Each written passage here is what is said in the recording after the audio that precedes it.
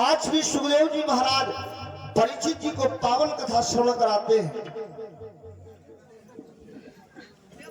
सुखदेव जी कहते जब परीक्षित जी को कोई शंका होती है तो उसके प्रमाण में एक कथा सुना देते हैं। बिना कहते हैं दृष्टांत के सिद्धांत समझ में नहीं आता। जब सुखदेव जी महाराज से परीक्षित जी ने कहा कि असहाय के भगवान कैसे सहाय होते हैं, तो कहा सुनो, ध्रुव का चरित्र सुनाया। कहा ध्रुव जैसा बालक जिसका कोई नहीं था, जिसका पिता ने भी उसको छोड़ दिया, तो उसको भगवान ने अपनी गोदी में बिठाया। जब आज परीक्षित जी पूछते हैं कि भगवान हम पर कृपा करेंगे, अजामिल का उपाख्यान सुना दिया। कहा जब पापी ब्राह्मण अजामिल पर भगवान कृपा करते हैं, तो पापी से पापी जीव हो उस पर भी प्रभु कृपा करते हैं, तो तुम तो पांडु पुत्र हो, पांडु के वंशज हो, तुम पर भी कृपा करेंगे। परीक्षित के मन को समझाते हैं, क्योंकि परीक्षित का समय नजदीक है। परीक्षित जी भयभीत हैं, दुखी हैं। कहा गज पर भगवान ने कृपा किया, गजेंद्र पर भगवान ने कृपा किया। एक बार बोले गोविंद गोपाल की। तो आज परीक्षित जी कथा सुनाते कहते आशीर गिरवरो राजम त्रिकूटम मितिविश्रुतम क्षीरोदेना वृता श्रीमन्योजनायुतामुच्छिदा। कहते सुनो राजन, एक पावन आख्यान सुनाता हूं कि कैसे भगवान अधोगति में पड़े हुए जीव पर कृपा करते हैं। तो आज बताते हैं, कहते राजन कि सरोवर पर एक गजेंद्र बलि पानी पीने आ गया कहीं, पानी पीने आ गया कहीं।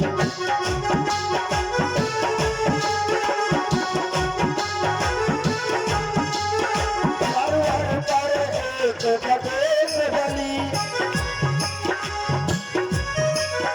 सरोवर पर एक गजेंद्र बलि पानी पीने आ गया कहीं, पानी पीकर अग्नि समेत करने लग गया बिहार में।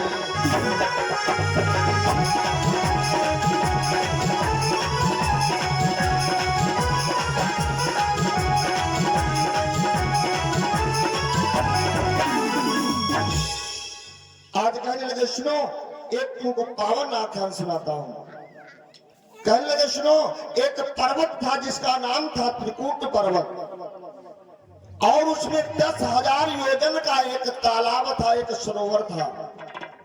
तो सुखदेव जी कहते सुनो, वो सरोवर जानते हो कौन है? कहते ये संसार ही एक सरोवर है। गज यानी जीव, हम आप गज हैं। ये तो कथा भागवत में दिया, लेकिन अध्यात्म कहता है कि ये जीव ही गज है। अब ये बताओ, किसी को पता है कौन कहां से आया भैया? जिसकी जितनी उम्र है तो 5-6 साल तक तो समझ नहीं रहती है। मान लीजिए कोई 25 साल का बालक है या 25 साल की उम्र है, तो 19 साल से उसको ध्यान है अपने जीवन का। और इसके पहले वो क्या था, कहां था, कुछ पता है? कुछ नहीं पता हमको। आप तो कहते हैं ये गज जो है कहां से आया, और बाद में ये गज चला कहां जाता है, ये हमको आपको नहीं पता। और इसीलिए आज परीक्षित जी से सुखदेव जी कहते हैं राजन सुनो कि सरोवर पर एक गजेंद्र बलि पानी पीने आ गया कहीं,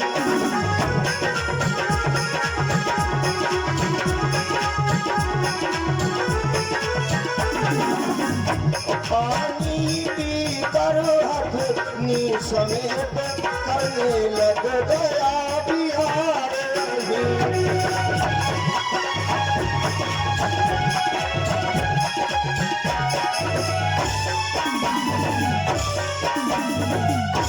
कहते हैं वो जो जीव आया, जो गज आया इस संसार में, तो आया क्या करने था? पानी पीने।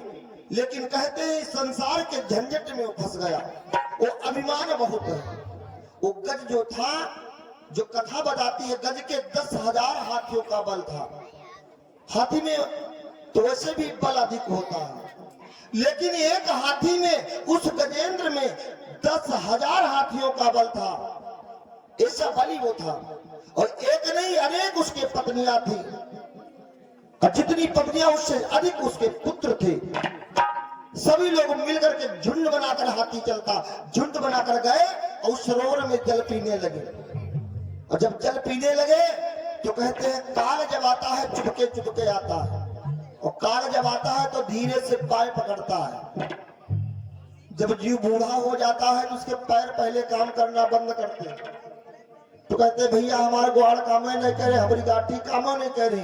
तो कहते हैं सुखदेव जी सुनो, काल जब जीव को पकड़ता है तो पहले पैर से पकड़ता है, उसका पैर पकड़ता है काल। आज गज का पैर पकड़ लिया, लेकिन जीव को अभिमान है किसका? अपने शक्ति का। जीव को अभिमान है अपने बल का, जीव को अभिमान है अपने परिवार का, अपने रिश्तेदारों का। लेकिन कहते हैं किसी की वहां चलती नहीं। आज गज सोचता है हमारे में इतनी ताकत है, ये ग्राह हमारा क्या करा? ग्राह आया चुपके से पकड़ लिया, और जो ही पकड़ा तो गज आज उस ग्राह से भिड़ गया। जीव काल से भिड़ता है, और कहते हैं काल से कोई जीत नहीं पाता। और दूसरी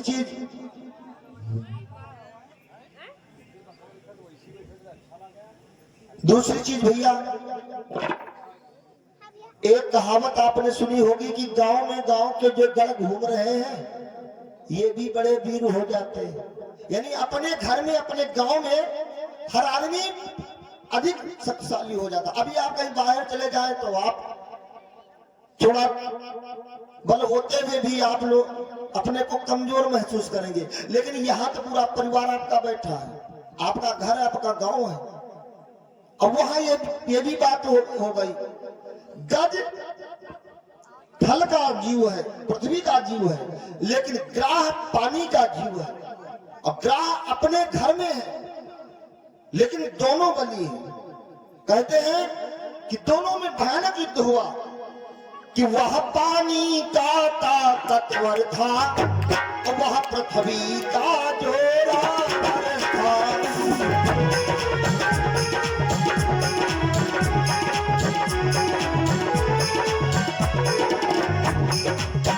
कि वह पानी का ताकतवर था, वह पृथ्वी का जोरावर था। या अपनी अपनी जगहों पर दोनों का जोर बराबर था।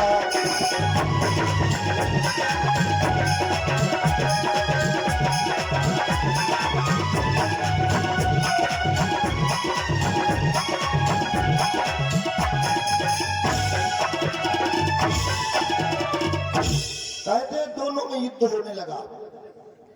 ग्राह खींच रहा अंदर को, हाथी बाहर को खींच रहा है। हाथी बाहर, ग्राह अंदर, युद्ध हो रहा। दोनों बली हो, लेकिन एक अपने घर में है, एक दूसरे के घर में है। दोनों में भयानक युद्ध होने लगा। तो कहते हैं जब अधिक समय हो गया तो उनके जो पुत्र थे भैया, पुत्र एक एक करके निकलने लगे। धीरे धीरे हाथी के जो पुत्र थे, गज के जो पुत्र थे, जाने लगे। हाथी ने नजर उठा के देखी, कहां जा रहे हो? तो कहने लगे क्या बताऊं, इतने दिन से युद्ध हो रहा, न तुम जीत रहे हो न हार रहे हो, हम कहां तक तुम्हारी सहायता करें? एक एक करके सभी निकल गए। और धीरे धीरे जो है समय बहुत हो गया। पत्नी अब कहां तक रुके?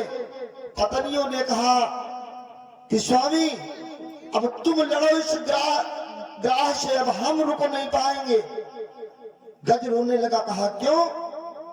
कहा बहुत समय हो गया। सुखदेव जी कहते हैं राजन, जानते हो कितना समय हुआ कि उन दांव पेच के कांटों में हीना न एक बलधाम हुआ।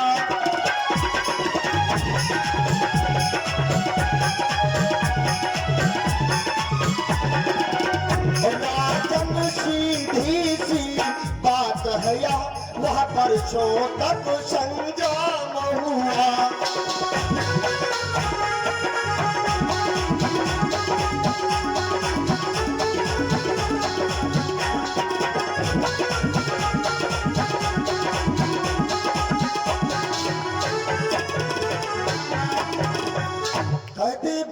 समय बीत गया, इतना समय बीत गया भैया, बहुत समय, 1000 वर्ष बीत गए, न हार रहा है गज न जीत रहा है।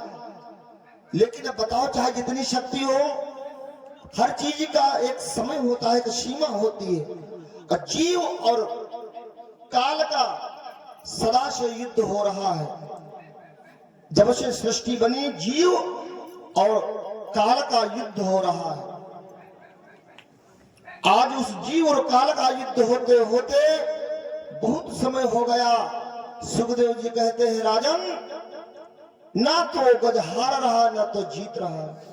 पुत्र धीरे से निकल गए और पत्नियों ने सोचा कहां तक साथ दूं, और पत्नी भी धीरे से जाने लगी। और जब पत्नियां जाने लगी तो गज रोने लगा। आज गज रो रहा, कहा देवी तुम कहां जा रही हो, तुम्हारा भरोसा था, तुम पर अभिमान था। आज वो गज बड़ा दुखी है। और जब जीव को समझ में आता है कि अरे ये संसार तो मिथ्या है, कोई किसी का सहारा नहीं है, और कहते हैं आज गज रोने लगा। और मन में विचार करता है कि स्वार्थ का व्यवहार जगत में, स्वार्थ का व्यवहार जगत में,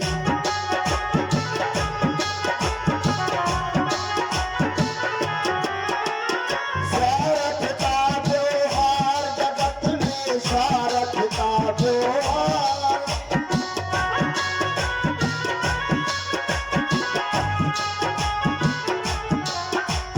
स्वार्थ का व्यवहार जगत में, स्वार्थ का व्यवहार,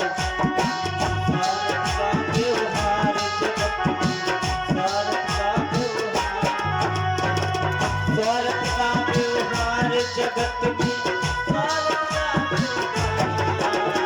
स्वार्थ का